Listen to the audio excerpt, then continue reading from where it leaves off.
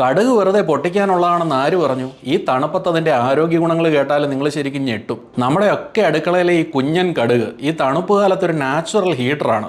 വിശ്വസിക്കാൻ പറ്റുന്നില്ല അല്ലേ?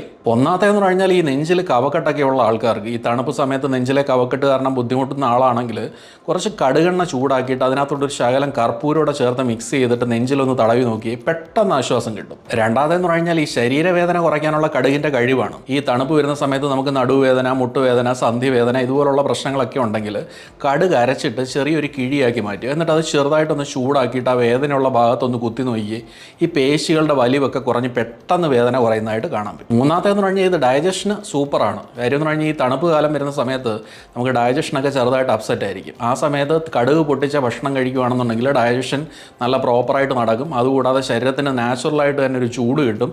അതും കൂടാതെ കറിക്ക് നല്ല സൂപ്പർ ടേസ്റ്റും കിട്ടും. അപ്പോൾ ഇത്രയൊക്കെ ഗുണങ്ങളുള്ള കടുകിനെ വെറും ഒരു കറിക്കൂട്ടായിട്ട്